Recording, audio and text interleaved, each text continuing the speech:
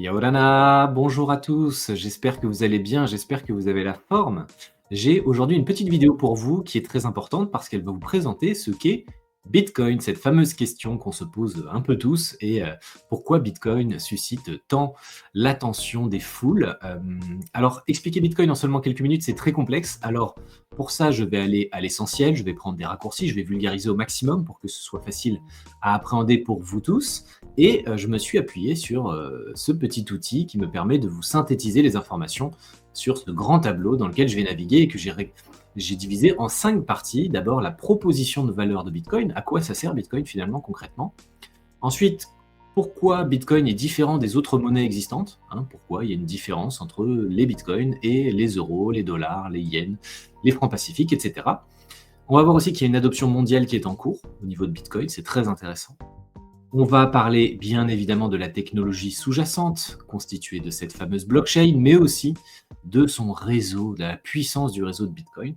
Et on finira par quelques petites anecdotes pour ouvrir certaines portes. Voilà, donc c'est parti, on commence par la proposition de valeur. Alors ici, je vous affiche 3 images qui représentent globalement la proposition de valeur de Bitcoin. Si on se concentre sur la première, on voit un Bitcoin qui rayonne un peu mondialement. Bitcoin, tout simplement, c'est l'idée de pouvoir transférer de la valeur d'un point A à un point B pour toute personne dans le monde de façon rapide et sécurisée, à faible frais. Donc ça, c'est la proposition de valeur de Bitcoin, de pouvoir échanger cette fameuse valeur de façon très simple. Et pour le coup, Bitcoin propose de le faire sans intermédiaire, sans tiers de confiance. Là où dans le système financier traditionnel, vous avez des banques, des intermédiaires qui s'occupent de toute cette gestion et cette usine à gaz financière, Bitcoin s'en occupe tout seul à travers un protocole informatique. Donc Bitcoin, c'est un protocole informatique et une monnaie qui est greffée dessus, donc greffée un peu sur Internet, vu que c'est un protocole informatique. Et l'avantage, c'est que Bitcoin, c'est avant tout un système de confiance. C'est pour ça que je vous mets la petite icône à gauche, parce que Bitcoin arrive à transférer cette valeur sans tiers de confiance, uniquement grâce au protocole informatique. Et ça, c'est une prouesse exceptionnelle, et c'est ça qui amène aussi beaucoup de valeur au niveau du protocole Bitcoin, et donc de sa monnaie, les Bitcoins. Je vous ai mis aussi, donc, en plus des lingots d'or juste à côté, parce que les bitcoins représentent aussi ce qu'on appelle un peu une réserve de valeur. Dans certains pays, il y a de l'inflation, il y a de l'instabilité monétaire, et bitcoin, malgré sa fluctuation, parce que la monnaie bitcoin sur le protocole, elle évolue en fonction de la loi de l'offre et de la demande, donc des fois elle monte, des fois elle descend, des fois elle explose à la hausse, des fois elle explose à la baisse, mais malgré tout, on peut considérer que sur du long terme, Bitcoin reste plus stable que certaines monnaies de certains États. Et de plus en plus, au fil des années, vu qu'il y a une adoption de plus en plus importante, le cours des bitcoins se stabilise un petit peu, on va dire, et se rapproche un petit peu des mécanismes qu'on peut avoir pour l'or. Alors cette monnaie bitcoin, qui est greffée sur ce protocole, qui permet d'échanger de la valeur, comment elle est constituée? En fait, il faut savoir qu'au lancement du protocole en 2009 par un certain Satoshi Nakamoto, sur lequel je reviendrai, l'ensemble des bitcoins était verrouillé. Il n'était pas accessible. Il se débloque en fait toutes les 10 minutes à chaque fois qu'il y a un lot de transactions qui sont validées. On voit ici les deux bocaux, donc globalement tous les bitcoins au lancement du protocole, ils étaient tous verrouillés et petit à petit ils se transfèrent, ils se déverrouillent dans l'autre bocal qui est globalement la disponibilité des bitcoins pour tout le monde. Voilà. Ces bitcoins-là, ils sont distribués à ceux qui participent au réseau, et ensuite ceux qui participent au réseau peuvent librement les vendre, les transférer à qui ils veulent, ou tout simplement les garder pour eux. Mais petit à petit, donc les bitcoins se déversent dans le bocal du grand public.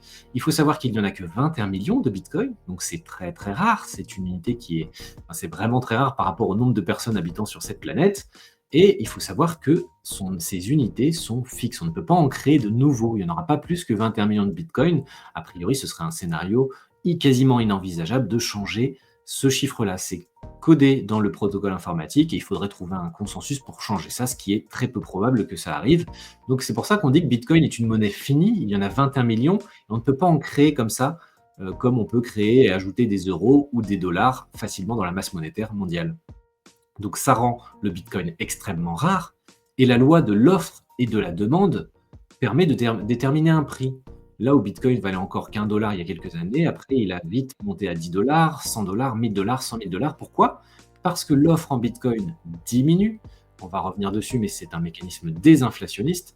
Mais c'est surtout que la demande augmente. Il y a de plus en plus de gens qui veulent avoir des Bitcoins et il n'y en a pas tant que ça de disponibles à l'achat et donc forcément le prix monte. Quand je parle de Bitcoin qui est désinflationniste, c'est parce que globalement, vous avez une inflation, mais qui est contrôlée, maîtrisée dans le protocole informatique, qui est prévue à l'avance. Il y avait 50 Bitcoins toutes les 10 minutes qui étaient mises en circulation, donc considérées comme de l'inflation. Et petit à petit, tous les 4 ans, c'est réduit par 2. Et donc, on a un modèle désinflationniste. Donc, on a une inflation, mais qui est de plus en plus réduite au fil des années. Contrairement aux monnaies traditionnelles comme l'euro, le dollar, où on a une inflation qui est plutôt en sens inverse, qui augmente, et ça s'est confirmé ces dernières années. Je vais passer sur le côté technologie. On sait que Bitcoin est tout le temps associé un peu à ce mot-clé de blockchain. La blockchain, qu'est-ce que c'est? Non seulement c'est une technologie qui était déjà un peu recherchée avant l'arrivée de Bitcoin, hein, il y avait déjà des travaux et des recherches dessus, mais on va dire que c'est Bitcoin qui s'en est le mieux servi, qui l'a vraiment mis sur le devant de la scène parce qu'il l'utilise de façon très intelligente et il n'utilise pas que la blockchain, il y a d'autres pièces du puzzle qui s'ajoutent, qui permettent d'avoir un protocole informatique très intéressant. La blockchain, c'est, comme son nom l'indique, une chaîne de blocs.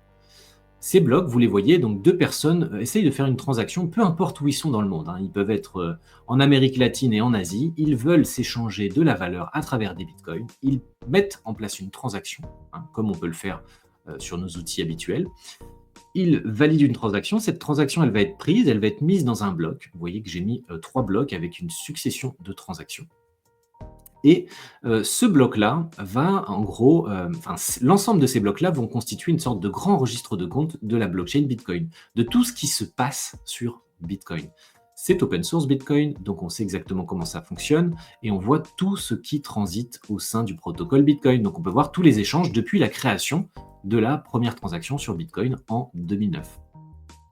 Voilà, et donc les transactions sont mises comme ça dans des blocs qui forment une chaîne les uns à la suite des autres. Les blocs se sécurisent entre eux et en plus, cette blockchain, elle est distribuée sur un réseau, vous voyez, décentralisé. Donc en fait, chaque nœud informatique dans le monde, c'est-à-dire que des milliers de personnes peuvent prendre part au protocole Bitcoin et télécharger la blockchain, donc la chaîne de blocs Bitcoin contenant toutes les transactions et la partager, la distribuer. Et donc, ça fait que Bitcoin est très sécurisé au niveau de son système parce que les transactions sont intégrées dans des blocs qui se sécurisent entre eux. Mais en plus, elle est très compliquée à falsifier parce que des copies de cette chaîne de blocs existent un peu partout dans le monde, ce qui fait que vous ne pouvez pas falsifier une des copies. L'intégralité des autres personnes qui détiennent la bonne version dans le monde viendrait forcément contrecarrer vos plans. Donc voilà, la blockchain est utilisée, mais il y a aussi la force du réseau décentralisé de Bitcoin qui s'est créé au fil des années depuis 2009, qui s'est étoffé, qui rend maintenant une sécurité, on va dire, optimale, sachant qu'il y a aussi tout un processus de minage que je ne pourrais pas aborder dans cette vidéo, mais qui est tout aussi intéressant et qui renforce la sécurité de Bitcoin, ce qui permet d'avoir un réseau encore plus robuste, parce qu'il faut, en plus d'avoir tout ça, de la puissance de calcul pour essayer d'impacter le réseau. Pour finir, au niveau de Bitcoin, j'ai quelques petites anecdotes. Déjà, Satoshi Nakamoto, l'inventeur de Bitcoin, il n'est pas vraiment connu, c'est un pseudonyme. Donc on ne sait pas si c'est un homme, une femme, un groupe de personnes, et c'est un avantage très important pour Bitcoin. Ça veut dire qu'on ne peut pas faire pression sur lui, on ne peut pas tout simplement le menacer, on ne peut pas lui faire du chantage. Donc en fait, Bitcoin est, grâce à cet inconnu Satoshi Nakamoto, est plutôt protégé à ce niveau-là. Et c'est très bien comme ça. Autre élément, Bitcoin est très accessible. Avec un smartphone et une connexion Internet, vous pouvez accéder aux services Bitcoin, là où ce n'est pas le cas avec des services bancaires qui ne sont pas forcément implantés partout géographiquement. Internet couvre une zone beaucoup plus grande que les services bancaires traditionnels. Donc il y a une inclusion financière à travers Bitcoin. Et l'anecdote sympa, c'est que vous voyez cette part de pizza, c'est l'événement marquant qui a déclenché la première valeur théorique de Bitcoin. On appelle ça le Pizza Day. Et c'est quelqu'un sur un forum qui avait demandé qu'on lui livre 2 pizzas en échange de 10 000 bitcoins et quelqu'un a accepté. Et donc, 2 pizzas ont été livrées chez cette personne. Il a accepté et payé 10 000 bitcoins les pizzas valant 40 $, ça faisait une première valeur théorique du Bitcoin à 0,004 $ et c'est ça qui a lancé, on va dire, les premières valeurs de Bitcoin. Voilà, c'est à peu près tout pour Bitcoin. La proposition de valeur, gardez bien ça en tête, c'est l'idée de transférer de la valeur d'un point A à un point B rapidement, à faible frais, partout dans le monde, sans contrainte géographique, avec ce système de confiance sur lequel repose Bitcoin, et aussi la valeur des Bitcoins, les 21 millions de Bitcoins qui sont sur ce protocole, peuvent être attribués comme un peu une réserve de valeur parce qu'ils gardent de la valeur dans le temps et ont tendance à se stabiliser et à monter plutôt vers le haut. Monter vers le haut. Il y a 21 millions de bitcoins, c'est la loi de l'offre et de la demande qui fait que le prix monte parce qu'il y a de moins en moins de bitcoins qui arrivent sur le marché, mais il y a une demande qui est de plus en plus importante. Et on le voit avec cette adoption mondiale, notamment aux États-Unis, mais aussi au Salvador qui a bien embrassé cette nouvelle technologie. Mais aux États-Unis, c'est la vitesse supérieure parce qu'ils ont une grande capacité financière. Ils lancent des produits financiers, donc des ETF. L'État envisage d'investir dans une réserve stratégique en crypto-monnaie et en bitcoin. Et donc les États directement, que l'on peut voir sur cette carte, sont très intéressés pour investir dessus. Mais il y a en plus le gouvernement qui souhaite se procurer une réserve stratégique en crypto-monnaie. Tout ça fait que Bitcoin attire les foules, attise les tensions aussi en fonction de quel camp on se place.